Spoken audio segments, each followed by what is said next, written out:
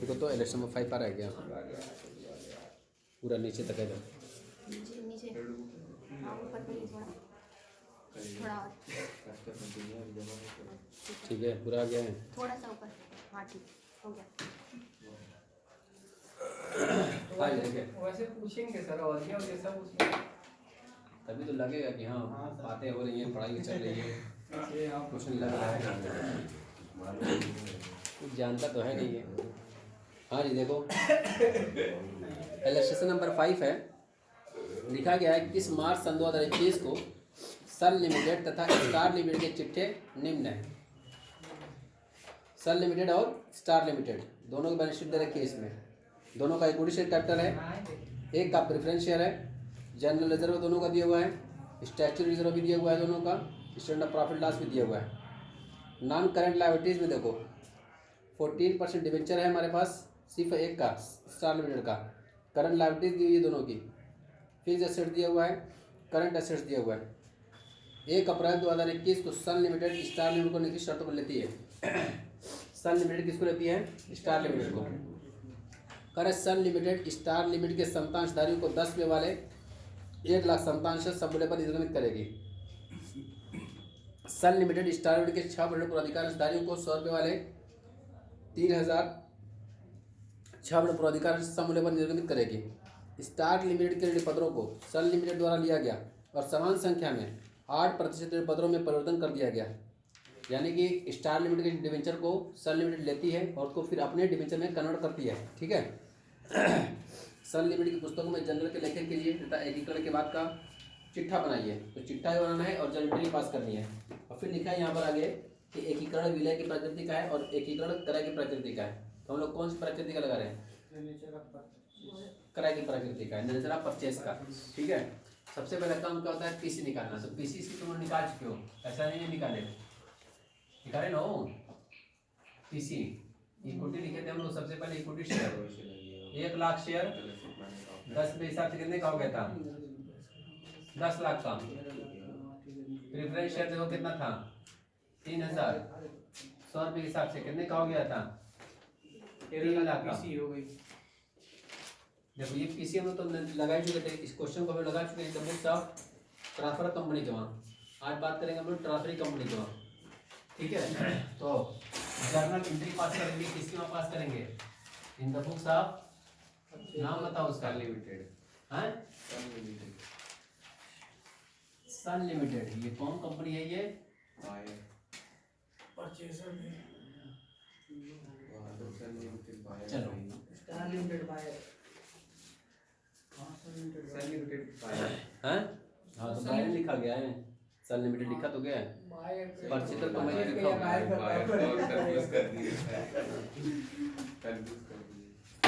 तो ये असल में कुमार पता है, क्लास कर रहा है ना, तो थोड़ा सा एडवांस हो गया है।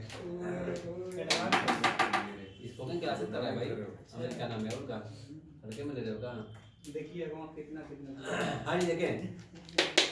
तो in the books of Sun Limited के वहाँ काम करेंगे हम लोग। तो जरूरी नहीं वहाँ परचेजर लिखना, सिर्फ तुम लोग इंडिकेटर दियो ताकि समझ जाओ परचेजर कंपनी, बायर कंपनी या ट्रांसफर कंपनी क्या होती है। नाम भी काफ़ी है सन लिमिटेड। ठीक है ना। चल इसके एंट्री पास करेंगे। देखो सबसे पहले हम लोग बात किए थे एंट्री जब पास की जाती है तो ड्यू की एंट्री पास की जाएगी। जब एंट्री ड्यू की पास की जाएगी तो एंट्री क्या बताई गई थी? परचेज से लगा रहे हैं तो business purchase account debit to लिखा जाएगा लिक्विडेटर ऑफ कौन है? स्टार लिमिटेड है। ये कितने पे लिखा जाएगा? 13 लाख रुपए की हमने इसको खरीदा है। तो ये पीसी का अमाउंट ड्यू कर दिया गया। पीसी अमाउंट ड्यू है। उसके बाद जो असेट्स लोगे, असेट्स जो लोगे तो इसमें देखो फिक्स असेट्स है और करंट असेट्स है। ठीक है ना। यहाँ पर लिखेंगे हम लोग fix assets account debit, current assets account debit. जो होगी land, building, plant, furniture, machinery, inventory, receiver, cash जो होगी सब डेबिट करेंगे यहाँ पर। और जो लायबिलिटीज लोगे उसको क्रेडिट करोगे। देखो लिखाएंगे होगा एंट्री, लिखूंगा यहाँ पर 2। अब जो लायबिलिटीज, तो लायबिलिटीज देखो क्या लूंगा?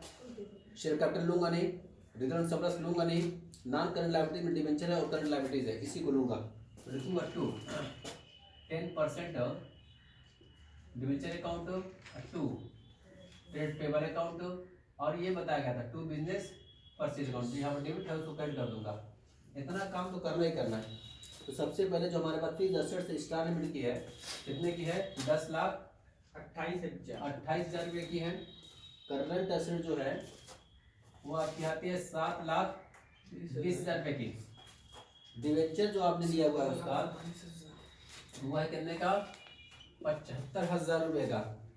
उसके बाद ट्रेड पेबल यानी करंट लायबिलिटीज में हमारे पास कितने का दिया हुआ है? 2,15,000 का, यही है बोलो।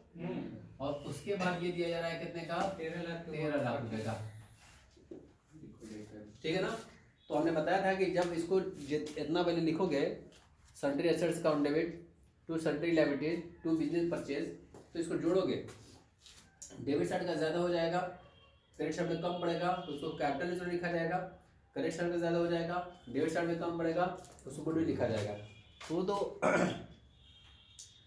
पहले इसको नहीं लिखा जाएगा, पहले यही सब इतना काम किया जाएगा। असेट्स जो आई है उसको डेबिट करो, जो लायबिलिटीज ली है उसको क्रेडिट कर दो, बिजनेस परचेज जो आपने डेबिट किया उसको भी क्रेडिट कर दो, उसके बाद जोड़ो घटाओ।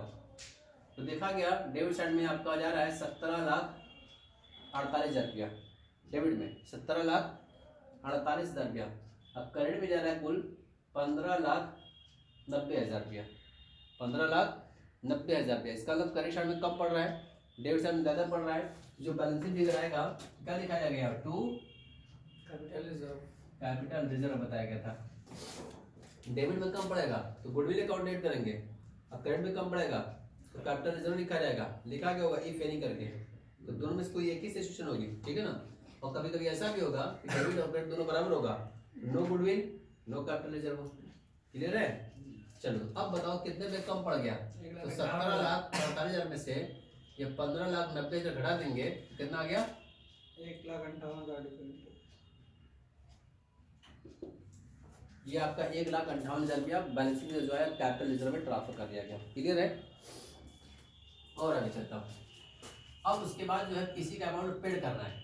जब पेड करूंगा तो यही नाम लिखूंगा, जिसको पेड करूंगा मैं लिखूंगा liquidated draft star limited debit. क्या दे रहा हूँ इनको? टू इक्विटी शेयर कैपिटल दे रहा हूँ। टू नाम क्या है? प्रेफरेंस शेयर का कुछ नाम है क्या? हाँ 6% प्रेफरेंस शेयर है। क्या नाम है? 6% preference share capital account. Equity share दे रहा हूँ कितने का? 10 रुपए वाले 10 लाख का। 10 लाख ये कितने का दे रहा हूँ? 3 लाख का। टोटल 13 लाख रुपए से यहाँ पर क्रेडिट था, 13 लाख रुपए दे दिया हूँ, डेबिट हो गया। सब किताब हो गया उसका। अब उसके बाद नेक्स्ट जो एंट्री बताई गई थी कि डिवेंचर जो मैं लिया हूँ उसको कन्वर्ट करूंगा। तो ये जो डिवेंचर है 10% वाला है, क्रेडिट है। जब इसको मांगू कर लेके आएंगे तो डेबिट हो जाएगा हमारे पास। इसको लिखूंगा 10% डिवेंचर अकाउंट डेबिट 75,000। अब जो अपना डिवेंचर दे रहा हूँ उसका भी नाम देख लो, क्या है? 8%। उसका नाम है 8% डिवेंचर अकाउंट। उतने ही नंबर ऑफ डिवेंचर लिखा हुआ है, सब कुछ उतना ही से रहेगा, ठीक है ना। तो 75,000 था, 75,000 बस खाली कन्वर्ट किया हमने। कहा पुराना लेके आओ, नया ले जाओ। तो पुराने जब लिए थे क्रेडिट किए थे, फिर से मंगवा रहे हो तो डेबिट करोगे, नया फिर दोगे तो क्रेडिट कर दोगे। मतलब वो क्रेडिट रहेगा ही रहेगा, लायबिलिटी हमेशा क्रेडिट होती ही है, ठीक है। चलो ये भी खत्म हो गया। उसके बाद नेक्स्ट एंट्री क्या बताई गई थी? कुछ बताया गया था नेक्स्ट एंट्री? बिजनेस एडजस्टमेंट वाली बताया गया था कि अगर आप उस क्वेश्चन को इन द नेचर ऑफ परचेस लगाते हो तब एंट्री होगी। इस एंट्री को करना होगा तो लिखा जाएगा business adjustment account debit, business adjustment account debit to, क्या लिखूंगा? Statutory reserve. जो भी स्टैच्यूटरी रिजर्व होगा उसका, इसका स्टार लिमिट का जिसको हम ले रहे हैं उसका रिजर्व देखो स्टैच्यूटरी कितने का था हमारे? 35,000 रुपये लिखा जाएगा यहाँ पर। क्लियर है? मतलब कब? जब in the nature of purchase से लगाएंगे तब इसकी एंट्री पास होगी। Business adjustment account debit to statutory reserve. तो जो भी स्टैच्यूटरी रिजर्व नाम होगा, फॉरेन प्रोजेक्ट रिजर्व होगा या डेवलपमेंट रिबेट रिजर्व होगा, इन्वेस्टमेंट ऑफ फ्लक्चुएशन रिजर्व होगा, जो भी रिजर्व का नाम रहेगा उसका नाम लिखा जाएगा, ठीक है। तो ये तो है हमारे पास स्टैच्यूटरी रिजर्व। जो भी उसकी रिजर्व होंगे वो रिजर्व जब मैं लूंगा तो अपने क्या करूंगा? क्रेडिट करूंगा। डेबिट क्या करूंगा, बिजनेस असेसमेंट। ठीक है, ये स्ट्रक्चरल रिजर्व जो भी उनका रिजर्व होगा, हम आपको रिजर्व लेंगे तो रिजर्व क्या होती है, लायबिलिटी होती है। जो भी लायबिलिटी होगी, लायबिलिटी क्या करते हैं हम लोग हैं, क्रेडिट करते हैं, क्रेडिट कर दिया गया। डेबिट क्या किया जाएगा, तो उसका नाम पड़ा हुआ है क्या, बिजनेस एडजस्टमेंट लिखा गया है। ठीक है, अब इसका काम खत्म हो गया, यानी पीसी ड्यू की गई, एसेट सारे ले लियो, उसके बाद पेमेंट कर दी किसी का, डिबेंचर कन्वर्जन कर दियो, और उसके अलावा स्ट्रक्चरल ट्रांसफर कर दियो। क्या समापन व्यय हुआ है क्या, समापन व्यय, जब स्टार लिमिट खत्म हो रही थी तो कुछ समापन व्यय हुआ होगा, तो समापन व्यय हुआ है कि नहीं हुआ उसकी चक्कर में नहीं है। समापन व्यय क्या सन लिमिटेड पेड कर रही है, नहीं, कहीं नहीं लिखा हुआ है, तो उसका एंट्री नहीं पास करनी, मामला खत्म हो गया। अब तैयार करना है क्या हम लोगों को, बैलेंस शीट। यहाँ पर लिखेंगे बैलेंस शीट एज ऑन 1/4 जो भी समझा होगा, यानी कि तो बैलेंस शीट बनाने का तरीका है, पढ़ चुके हो, वही है, इसी को कॉपी करना है। जो बैलेंस शीट हमारे पास है, इक्विटी एंड लायबिलिटीज, ये है शेयर होल्डर, पढ़ लो। यहाँ पर है शेयर कैपिटल, जानते हो किसकी बैलेंस शीट बन रही है, बैलेंस शीट किसका बना रहे हैं हम लोग, यानी कि सन लिमिटेड है तो सन लिमिटेड की बैलेंस शीट बना रहे हैं। तो देखो इसके पास ऑलरेडी जो है सन लिमिटेड के पास एसेट्स भी है, लायबिलिटीज भी है। अब जो कंपनी लिया गया है उस कंपनी के भी एसेट्स और लायबिलिटीज सब जो है क्या हो जाएगी, मर्ज हो जाएगी। तो सबसे पहले मैं चलता हूँ इक्विटी शेयर कैपिटल पर। देखो सन लिमिटेड के पास ऑलरेडी 30 लाख रुपए की कैपिटल है, देख लो देख लो। फिर नई शेयर कैपिटल कुछ जुड़ गई है, कितने रुपए जुड़ गए, कितने रुपए नया शेयर दिया हमने इन लोगों को, 30 लाख तो ऑलरेडी मैंने इशू किया हुआ है, 10 लाख रुपये इक्विटी वालों को और 3 लाख रुपये टोटल 13 लाख रुपया और जुड़ जाएगा। जब मैं शेयर कैपिटल लिखूंगा यहाँ पर 28 कैपिटल बताओ दिखाओगे, हम लोग उनके चक्कर में जाएंगे, मैं डायरेक्ट लिखूंगा यहाँ पर शेयर कैपिटल कितने रुपया, 30 लाख पहले से था प्लस 13 लाख रुपया और हो गया, तो कितना हो जाएगा, शेयर कैपिटल हो गई पूरी 43 लाख, क्लियर, 43 लाख रुपये। इसी को कॉपी करो। प्रेफरेंस शेयर इसके थे नहीं सन लिमिटेड के, ठीक ना, चाहो तो अलग लिख सकते हो, इक्विटी शेयर और प्रेफरेंस शेयर। इक्विटी शेयर जानते हो कितना लिखोगे, 40 लाख का, 30 लाख पहले का था, 10 लाख इशू कर दिया कि 40 लाख का, प्रेफरेंस शेयर कितने का हो जाएगा, 3 लाख रुपए का, तो अलग लिखो तब भी शेयर कैपिटल में चल जाएगा। और आगे चलते हैं, उसके बाद आते हैं जनरल रिजर्व में। यहाँ पर लिखेंगे हम लोग reserve and surplus, general reserve.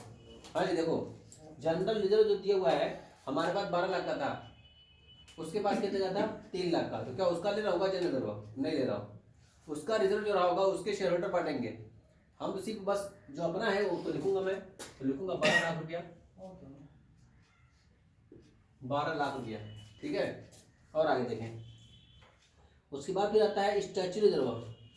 हाँ इसको थोड़ा ध्यान से देखो एक बार, इसमें समझने वाली बात है। स्टैच्यूटरी रिजर्व हमारे पास कितने का था, 1,20,000 अपने पास था 1,20,000 रुपये का, लेकिन चूंकि हम लोग अकाउंटिंग स्टैंडर्ड 14 जो कहता है कि अगर उस क्वेश्चन को आप लोग इन द नेचर आप परचेस से लगाते हो तो आपको इन्वेंट्री पास करनी पड़ेगी, उसका रिजर्व अपने वहाँ रिजर्व दिखाना पड़ेगा। तो मैंने चलो भाई ठीक है, जब अकाउंटिंग स्टैंडर्ड 14 की बात है तो 1,20,000 का था, उसका भी ले लिया हूँ, कितना हो जाएगा, 35,000 रुपया हो जाएगा, ठीक है।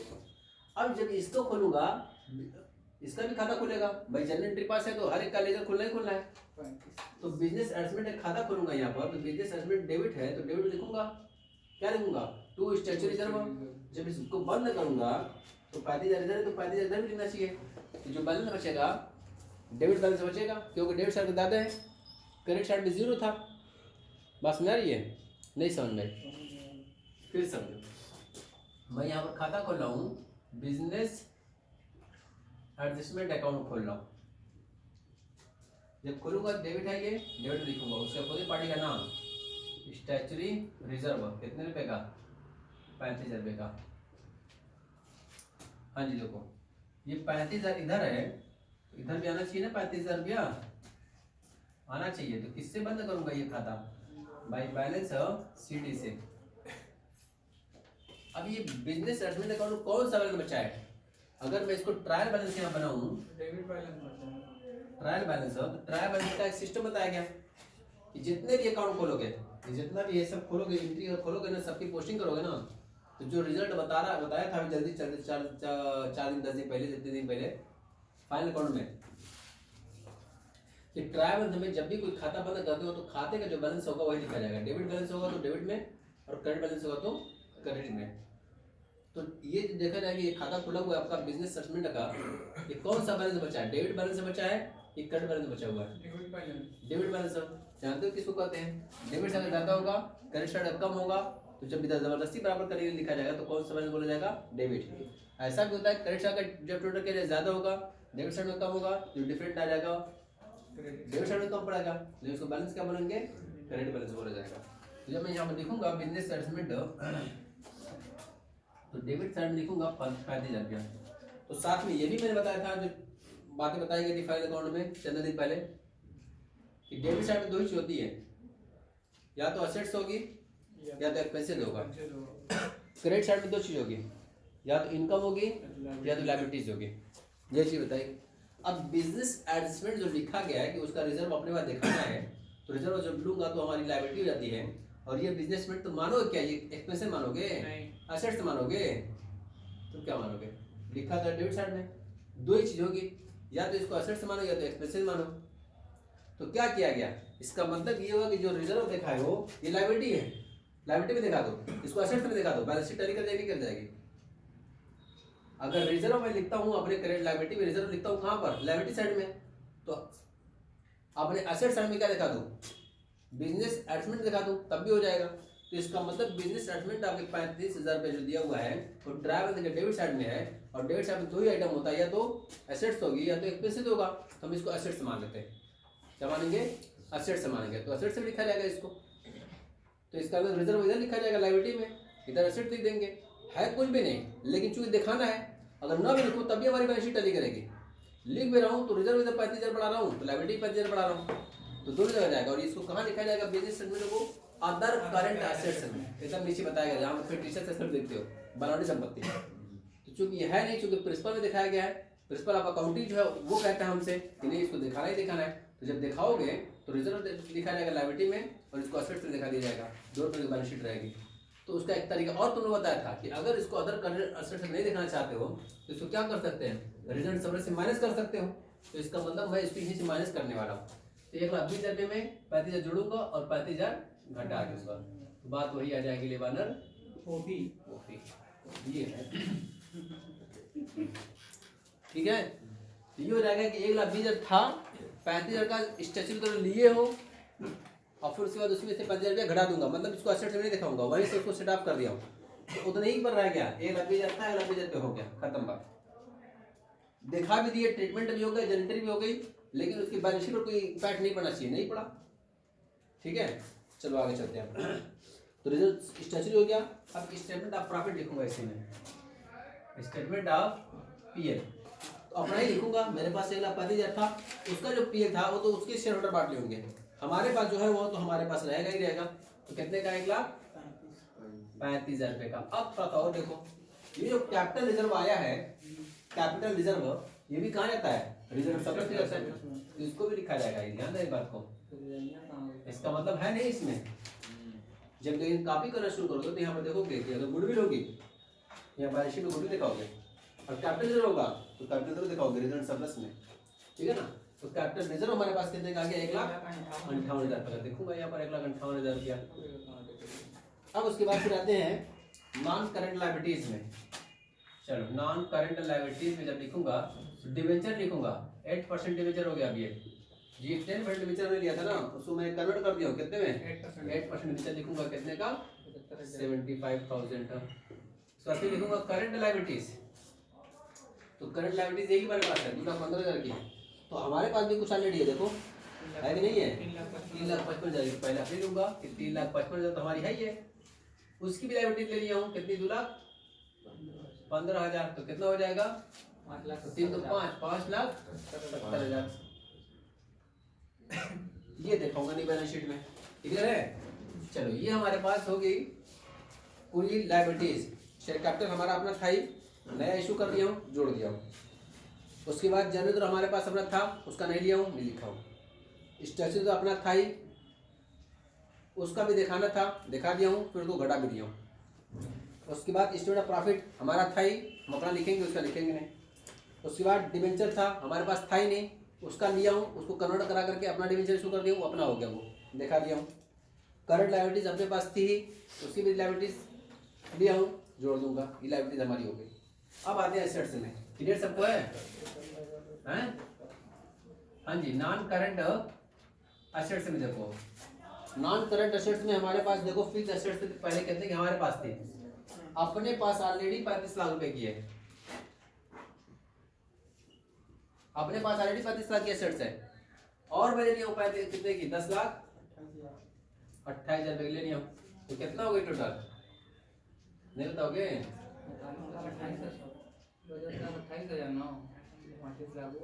तो 35 लाख रुपए की अपने पास थी, और मैं ले लिया हूँ 10 लाख 28,000 की, तो हमारी जो बैलेंस शीट में हमारे पास टोटल एसेट्स हो जाएगी 45 लाख 28,000 की हो जाएगी। उसके बाद फिर आते हैं करंट एसेट्स। करंट एसेट्स अपने पास कितने की थी करंट एसेट्स?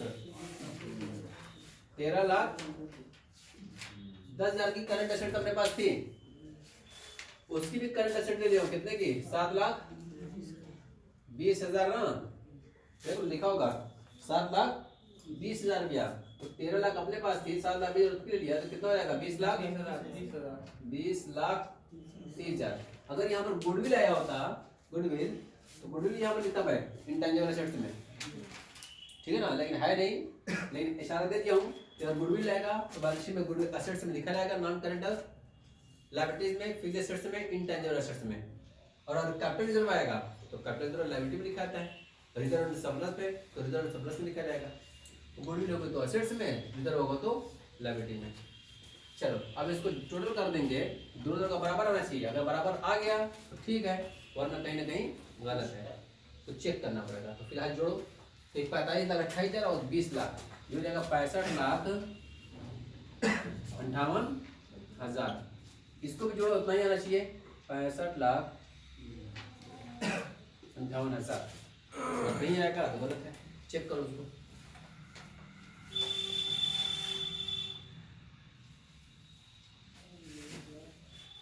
किसी को कोई डाउट हो, कोई दिक्कत हो, कोई कंफ्यूजन हो? 65,58,000, ठीक। हाँ जी, तो बताओ किसी को कोई डाउट, कोई दिक्कत है? तो एंट्रीज तो बताएंगे दिक्कत की, देखो एंट्रीज यही होंगी। बैलेंस शीट कैसे प्रिपेयर किया जाएगा, तो बैलेंस शीट को कॉपी करना है, अपने पास जो एसेट्स है उसमें कोई छेड़छाड़ नहीं हो रही है, जो जो ऐड हो गया है, एसेट्स है, लायबिलिटीज है, जो जो ऐड हुआ है सो ऐड कर देना, खत्म बात। क्लियर सबको है? चलो अब इसको जो है नोट कर लो।